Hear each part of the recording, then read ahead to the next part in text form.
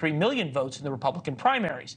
Anti-Trumpers hoped those people would vote for Joe Biden. Haley saying she's voting for Trump makes that obviously less likely. Lauren Wright is here, associate research scholar, lecturer in politics, public affairs, Princeton University. I don't know if you still have the pictures of Donald Trump rallying in New York, Lauren, but so far I have yet to hear him say the word Nikki Haley or talk to her voters. Does he need to? Yes, he needs those people. And he frankly doesn't have a lot of choices. He has someone who shot a dog. He has a lot of election deniers. He's got a few normal people on this list. And Nikki Haley would be the best option to get Nikki Haley voters. I don't know if he can set aside the personal stuff and the attacks that she made on him. But yeah, if she wants to be, I think what she's calculating, and I think is the most interesting part, she thinks he's going to win. She's betting he's going to the White House. And if she's part of a White House, then that's better for her career than being nowhere at all. So it actually is important. Yeah. Yeah, I mean, you're taking this a step further, right? You're saying she says she's going to vote for Donald Trump, so she has a shot at being VP. I would agree with your assessment. On top of that, drawing that connection. Yeah, you can't be fired from being vice president, right? And the calculus is that a lot of swing voters would say Nikki Haley brings some normalcy, she brings some control, she brings some discipline. David Frum in The Atlantic disagrees with both yours and my analysis. Nikki Haley surrendered, but not her voters. Republican primary voters turned to Haley to oppose Trump, and their commitment hasn't changed. Pollsters suggest that about 2/3 of Haley voters preferred Joe Biden to Trump. Do the math. That's 2/3 of 1/5 of all Republicans. That's not a lot of people in total, but that may be more than the margin of national victory in 2024. Okay, so then why, if David Frum's analysis is true and you and I are wrong, is Donald Trump ahead in all the swing state polls?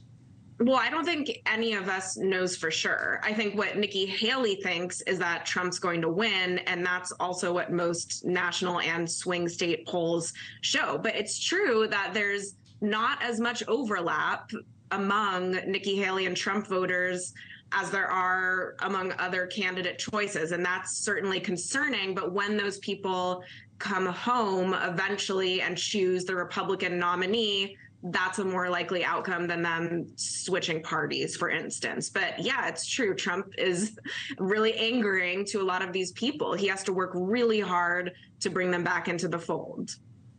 When do we see the realization among so many Americans that they have a binary choice between Trump and Biden set in?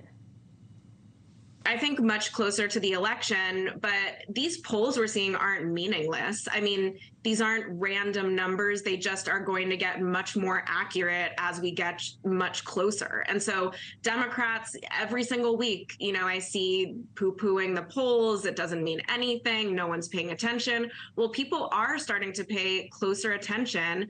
And what they see from Democrats is scaring them more on average than what they're seeing from Trump, even in a courthouse. They think that's less threatening than what they see around the world and on college campuses. And that's completely understandable. So is the economy. Yeah, look, you've got our buddy George Will, who describes it as a world out of control, disorder, right? Yes. Disorder on college campuses, disorder in the economy, disorder around the world. And people remember, rightly or wrongly, back to the time of Donald Trump and say, hey, things were a little bit better then. Interestingly enough, though, you've got Kathy Hochul, who is the, I think, are these live pictures, guys, from the White House, from the state dinner? Looks like they are, or just earlier from the state dinner when they were welcoming the president of Kenya. You've got Kathy Hochul, the governor of New York, as Trump is rallying in New York. Hochul called all of Trump's supporters clowns. Clowns sounds an awful lot like deplorables, sounds an awful lot like people who cling to their guns and religion, on and on.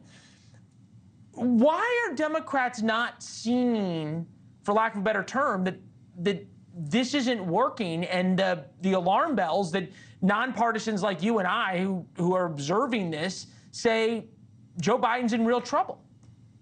Well, in my opinion, they've made a major miscalculation. And they said from day one, when Biden made this big campaign starter speech in Philadelphia and said, this election is about democracy. With me, you have a democracy. With Trump, that you have no more democracy. The country falls apart. And that's their message. It's not your grocery bills. It's not your gas bills. It's not your rent. Thanks for watching. Go to joinnn.com to find NewsNation on your television provider. And don't forget to click the red subscribe button below to get more of NewsNation's fact-driven, unbiased coverage.